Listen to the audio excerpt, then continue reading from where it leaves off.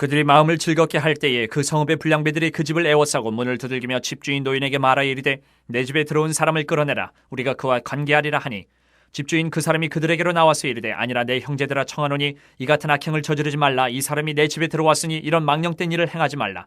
보라 여기 내 처녀딸과 이 사람이 첩이 있은즉 내가 그들을 끌어내리니 너희가 그들을 욕보이든지 너희 눈에 좋은 대로 행하되 오직 이 사람에게는 이런 망령된 일을 행하지 말라 하나 무리가 듣지 아니하므로 그 사람이 자기 첩을 붙잡아 그들에게 밖으로 끌어내매 그들이 그 여자와 관계하였고 밤새도록 그 여자를 능욕하다가 새벽 미명에 놓은지라. 동틀 때에 여인이 자기의 주인이 있는 그 사람의 집문에 이르러 엎드려져 발기까지 거기에 엎드려져 있더라.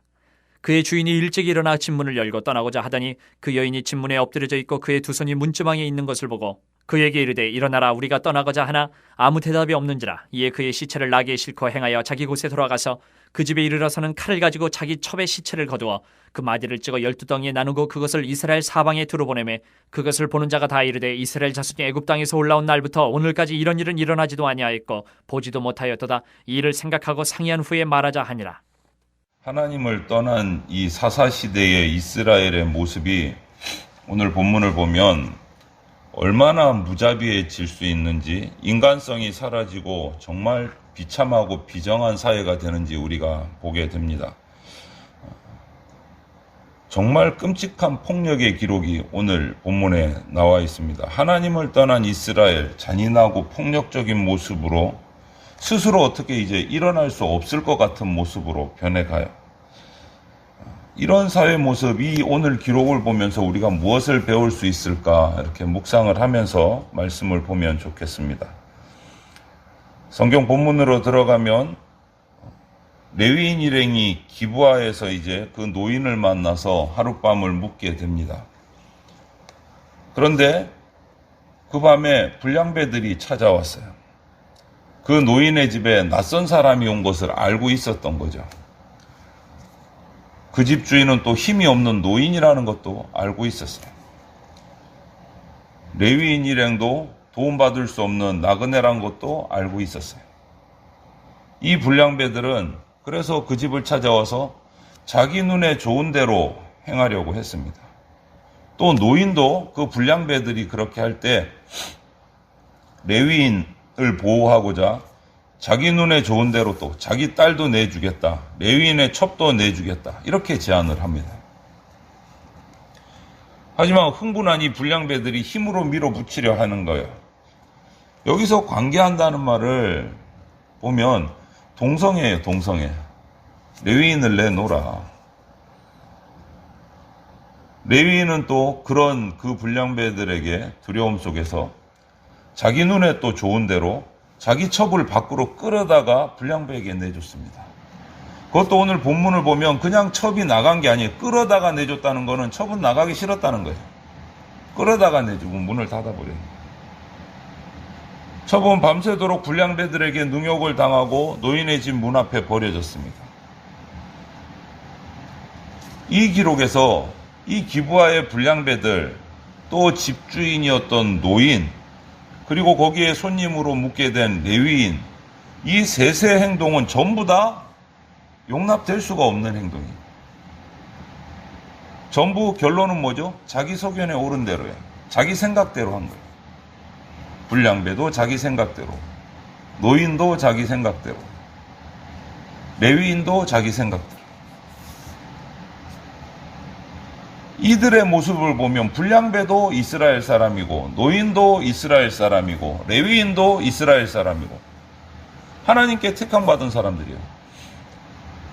그런데 모두 자기 소견에 옳은 대로 행하던 이 이스라엘이 여러분 오늘 기록만 봐서는 도저히 이 사람들이 하나님께 택함받은 사람이다, 하나님을 섬기는 민족이다 생각할 수도 없고 그렇게 어떻게 여길 수도 없는 상황이 오늘 비참한 기록이 적혀져 있습니다. 이 잔인하고 무자비한 오늘의 이 사건을 보면서 또 하나의 예전의 과거의 사건이 떠올라요. 하나님의 심판을 받았던 소돔을 떠올리게 됩니다. 소돔성을. 하나님의 천사가 소돔에 사는 롯의 집에 들어가서 롯의 가족을 구하여 나오려고 하니까 그곳의 남자들이 들어와서 그 나그네들 끌어내라, 우리가 상관하겠다. 소돔에서 일어난 이 사건은, 또 오늘의 이 사건은 하나님을 떠난 인간이 얼마나 무자비해질 수 있는지를 보여줘요. 얼마나 쾌락의 노예로 떨어질 수 있는지를 보여주는 장면이에요. 그런데 소돔에서 일어난 일과 같은 사건이 오늘 이스라엘에, 소돔은 이방 땅이에요. 그런데 그 같은 사건이 이스라엘 성읍 한 가운데서 일어났어요. 이것이 유일하게 다른 점이에요. 이방 땅에서 일어났는데 소돔은 오늘 기브아 성읍 한복판 이스라엘 땅에서 그런 똑같은 일이 또 벌어집니다. 하나님의 백성이 하나님과 관계 안에 머물지 않으면, 하나님과의 관계가 끊어지면 세상과 전혀 다를 바 없는 모습이 되어버린다. 교회 공동체가 하나님과의 관계, 하나님의 임재가 없으면 세상 공동체와 다를 바 없어진다라는 거예요. 되게 무서운 말씀인 거예요. 네, 무서운 말씀입니다.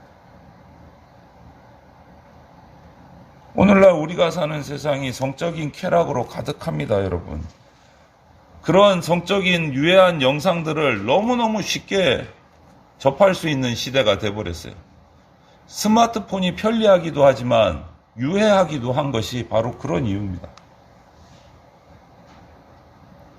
하나님은 이런 음란하고 폭력적인 세상 문화를 깨끗게 할 책임을 우리 성도들 교회에게 주신 거예요. 그런 책임에도 불구하고 교회가 오늘 본문의 기브아 성읍 사람들처럼 세상과 다른 모습이 아닌 그냥 세상에 아무런 영향도 끼치지 못하고 오히려 세상을 닮아가고 있다면 우리는 정말 회개해야 되는 겁니다. 교회는 세상과 달라야 됩니다. 세상과 같을 수가 없어요. 그런데 교회가 세상을 닮아가면 우리는 회개해야 됩니다. 성도는 세상에서 구별된 거룩한 자로 살아가라고 우리를 부르셨는데 우리가 그렇게 살지 못하면 우리가 회개해야 되는 거죠. 계속 말씀을 보면 기브아의 불량배들이 그 밤새 능욕한 그 첩을 문 앞에 던졌을 때 결국은 죽음을 맞이했어요. 이 첩은. 아침이 돼서 길을 떠나려는 이 레위인의 모습, 오늘 기록을 아무리 들여다봐도 첩에 대한 어떤 일말의 걱정하는 모습, 이런 모습이 전혀 보이지를 않아요. 일어났다는 말, 첩을 그 불량배들에게 내주고도 편히 잤다는 소리로밖에 안 들리는 거예요. 아무 일도 없었다는 듯이 일어나서 자기 집으로 떠나려고 합니다. 그러다가 집 앞에 쓰러져 있는, 죽어 있는 첩을 발견을 합니다. 그런데 거기에서는 어떠한 반응도 하지 못합니다. 그냥 첩의 시체를 나귀에 싣고 집으로 돌아갔다 돼 있어요. 첩의 죽음은 분명히 불량배들의 소행이지만 이 레위인 역시도 이 여인의 죽음에 책임이 있다라는 거예요. 자기 안전을 위해서 불량배에게 첩을 내주고 첩은 레위인 대신 죽음을 맞이한 거예요. 그 불량배의 처음 목적은 레위인을 내놓으라는 거였어요. 그럼에도 그는 자기 첩의 죽음 앞에서 어떤 반성도 보이지를 않아요. 어떤 모습도 보이지를 않아요. 그냥 자기 첩을 죽인 자들에게 대한 그 자기의 손에 자기 이익에 금이 갔다는 것만으로 분노해서 그 분노에 못 이겨서 첩의 시체를 도막을 내서 이스라엘 사방으로 보냈다. 이런 끔찍한 일이 벌어집니다. 칼로 여인의 시체를 12도막을 내서 이스라엘 전역에 보냈다. 정말 엽기적인 사건입니다. 지금 레위인은 이스라엘 스스로 전쟁을 일으키도록 서로 내분을 일으키는 거예요. 내분을. 자기 행동에 대한 반성, 첩에 대한 애도 이런 거는 전혀 찾아볼 수가 없는 거예요. 결국은 뒤에 기록을 보면 이 지파들, 이스라엘 지파가 베냐민 지파를 멸절시키기까지 하는 지경에 이르게 됩니다. 이 사건. 자기 소견에 옳은 대로 행하면 결국 우리 인간은 자멸합니다. 스스로 망하게 되는 길로 갈 수밖에 없어요. 레위인 계속 말씀드렸지만 어떤 사람입니까? 이스라엘이라는 민족 공동체, 하나님의 공동체에서 거룩한 지위와 책임을 가지고 하나님의 사랑을, 하나님의 자비를 이스라엘 백성들에게 가르치고 모범을 보여야 될 지파가 레위 지파고 레위 사람들이에요. 결국은 지도자 자리에 있는 사람이에요. 그런데 그의 태도를 보면 어려움 당한 사람에 대한 어떤 동정심도 없고 애통함도 없고 긍휼함도 없어요. 레위인이 그러하면 나머지 이스라엘 다른 지파 사람들은 오죽하겠느냐라는 생각을 우리가 하게 되는 거예요.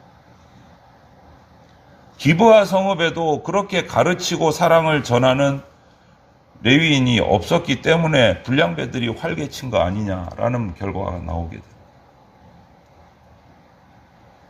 성도는 예수님의 은혜, 사랑을 세상에 전해야 되는 사람입니다.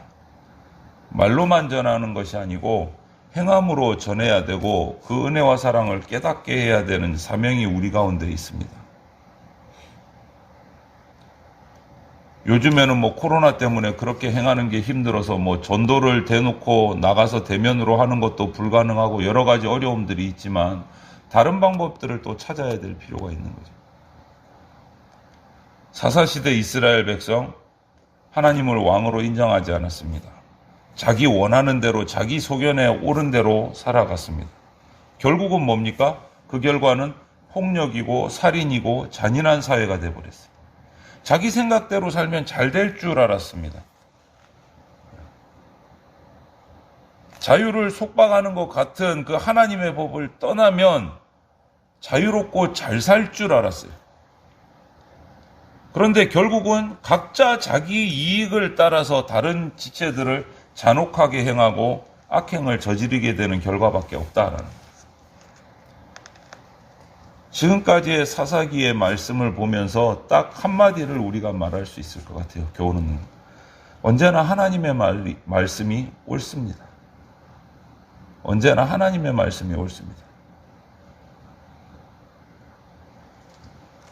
죄악된 삶에서 벗어나서 거룩하고 정결한 삶을 우리가 살기를 원한다면 하나님을 왕으로 인정하는 것이 가장 먼저 해야 될 우리의 자세이고, 그리고 그 왕 대신 하나님의 말씀을 잘 지켜나가는 것이 우리가 회복되는 유일한 방법이다라는 것을 기억하시고 그 믿음으로 그 하나님의 말씀의 길을 따라가는 것으로 흔들리지 않는 믿음의 주의 백성들이 되시기를 주님의 이름으로 축원을 드립니다.